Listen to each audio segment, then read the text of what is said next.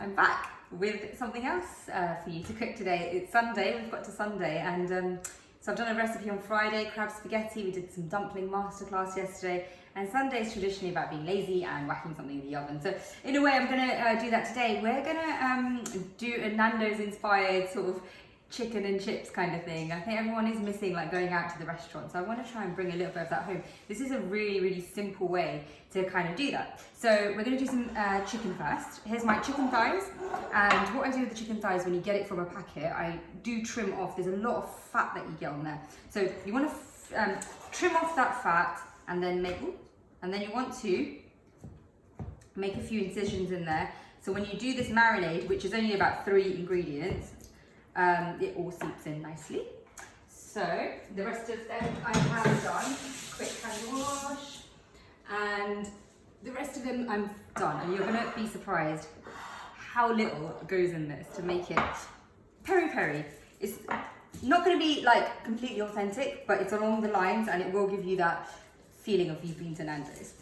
Garlic bulb, a whole garlic bulb. Get this, smash it with your hands in the skins, put it all in.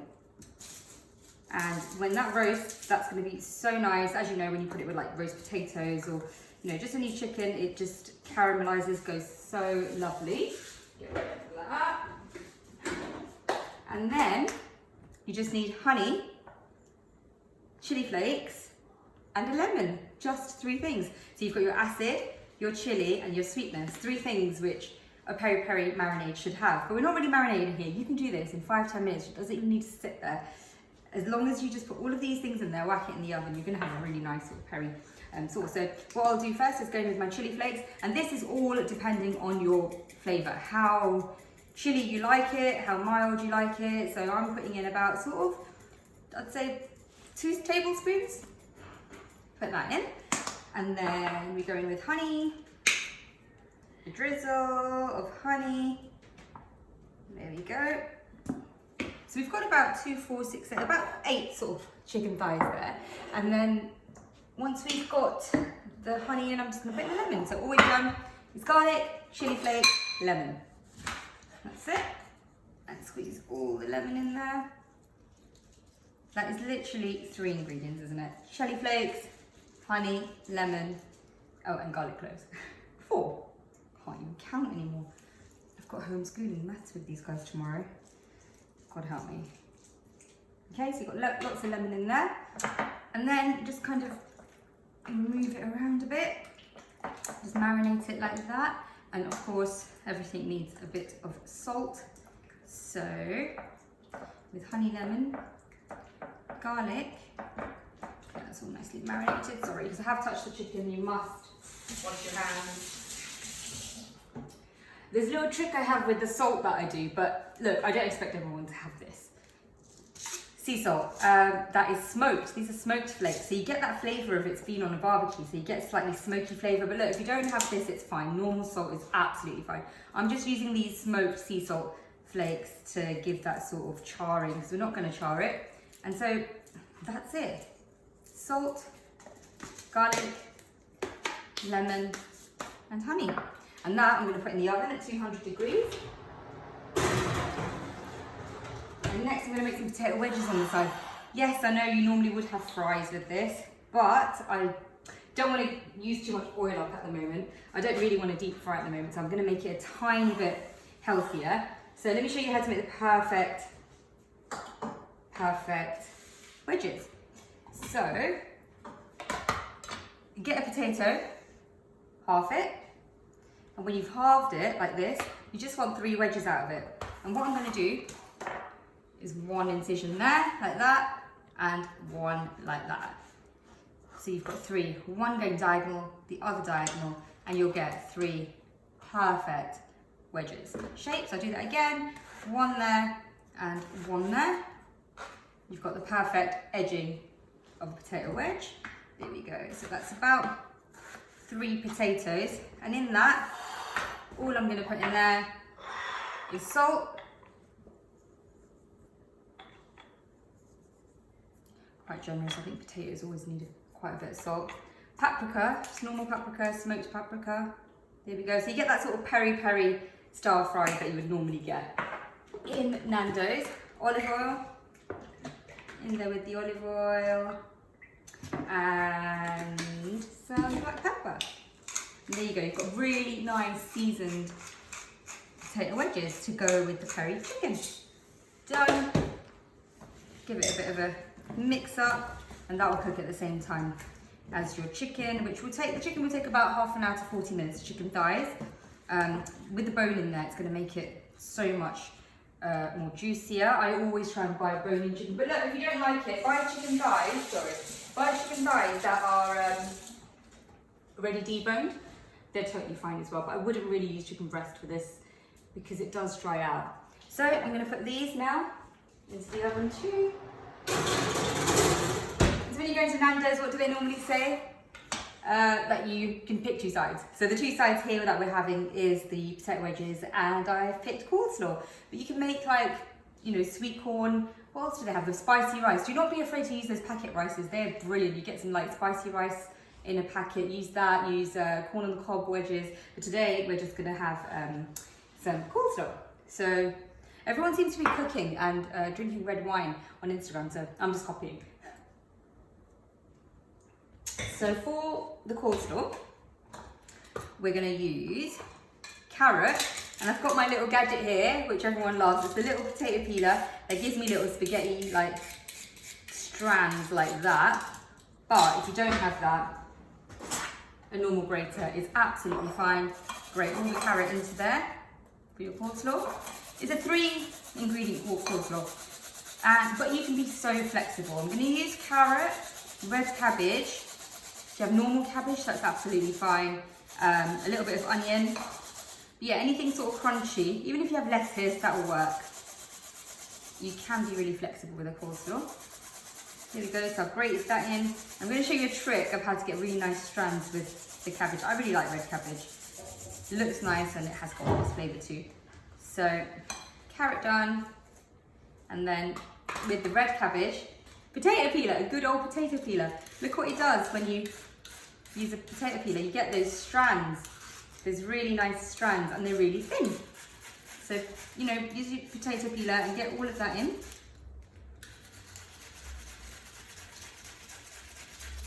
So it's fast and thin, you get that crunchiness for your coleslaw. I'm making a right mess here. Should have actually got a bigger bowl in hindsight, but just to show you, I'm not going to do all of it, just to give you an idea. There you go, look how fast that was. We've got that much. And then I'm also going to do the onion. I've got a little quarter of an onion that was lying around, that's fine. Little thin slices like that. Whack that in, because you want some crunch in this whole recipe. There we go. And to that, gosh, what a mess. And to that, I'm going to make a creamy sort of dressing. I think what works nice is a combination of Greek yogurt and some mayonnaise, because I don't want to, I try and keep it a little bit low fat where I can.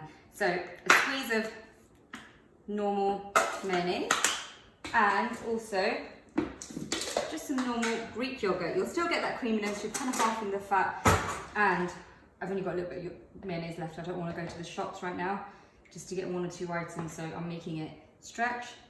So we've got mayonnaise, Greek yogurt, bit of salt,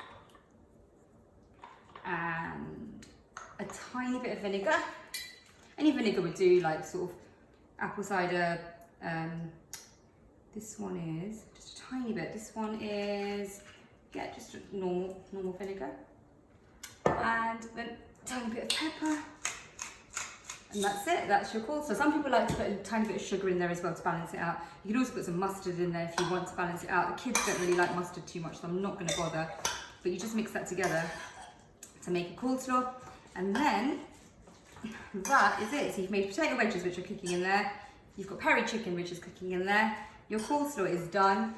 And I could show you how to make the peri sauce as well from scratch.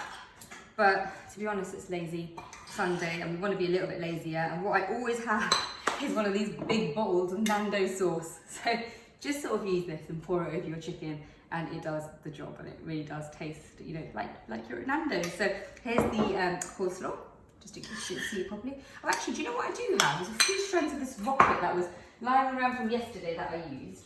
So just to season it as well. Look, I don't want to throw it. I'm trying to be so resourceful.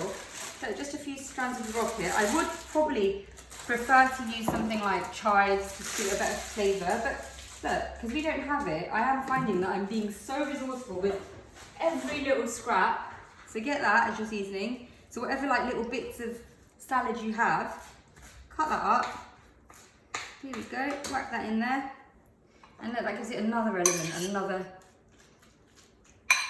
tone of flavour as well. And that's it. And then you've got your sort of Nando's inspired chicken thighs with potato wedges, peri-peri potato wedges with some coleslaw, and you can use some of their own sauce as well to pour over the top. I'll be back once it's cooked. It's been 40 minutes. Chicken should be done, the potatoes wedges should be all done. Let me just go and grab that and then plate up. So, oh my god. Wow, sauna. There's the chicken. Can you see it's all like caramelized? There's an automatic sauce then. That's just come from the bones, and that's why we use boned chicken thighs under the skin on as well. And peri-peri potato wedges. This is like such a go-to midweek dish for me as well. It's so quick after work. As you saw, I've done it in real time. And like from marinating that with like 3-4 ingredients was about 5 minutes. That took me about 5 minutes to cut up and put the seasoning on there. And the coleslaw, I think, maybe 3-4 minutes. So all in all, while you're doing other stuff, you can get on with other stuff. It's quite a bit of, you know, a time where you can leave it in the oven and, you know, do all the other tasks that we have to. But anyway, yeah, it's a very quick dish. I hope you will try this. It's a real sort of family pleaser. So chicken thighs, let's get 2 chicken thighs on here. So 1 and 2, and that garlic. That garlic has gone nice and soft, and what I like to do, give about 2 or 3 cloves to each person, and then get this and squeeze it out. Look, squeeze it out, and then you squeeze it over the actual chicken. I mean, you can do this at the plate. I just want to show you, you can do this at the table. If you squeeze it over with that chicken, it's amazing. And then we've got and then some of this juice as well. I mean, it's really nice. It's got all the flavourings of everything that you put in there. So, you know, use this cooking juice. It's really nice sauce. Put that on there. And then let's go in with the potato wedges. A few potato wedges. And they're really crispy on the outside and really soft in the middle. And it is the way that you cut them like that and keep the skins on that keeps it that texture. And with the peri-peri spice, of course, and that sort of semi-healthy coleslaw full of carrots, red cabbage, Greek yogurt, and some mayonnaise with some sharpness from the vinegar. Feel free to add some mustard and sugar if you need to. So that's that. And then, of course, it wouldn't be Nando's if you didn't have this in your cupboard. I'm sure you can get this everywhere, but if you can't, look, even just having it like that is perfect. Get some of this Nando sauce with the chicken, and there you go. And a little bit to dip in the wedges as well. So how quick was that? A trip to Nando's without leaving our house because we're not allowed. You can make something like that at home. I hope you do try it, and I hope you enjoy it. And I know I've had lots of requests for what you want to see next. And I think I'm quite enjoying doing some of these things that you'd eat at restaurants, because I mean, come on, I think one of the things we are missing is going out to a restaurant and having a meal there. So I'm trying to do stuff that would order at a restaurant as well.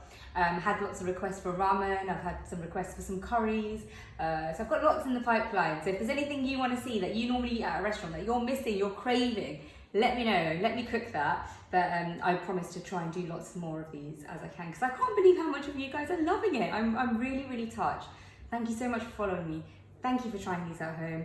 And you know, cooking loads. I think all of us are going to come out of this really good cooks with immaculately cleaned houses, and maybe quite like alcoholics as well. But enjoy it. You have to embrace it. You can't control the situation. So let's just stick together and cook together and try and make the most of this time with our family.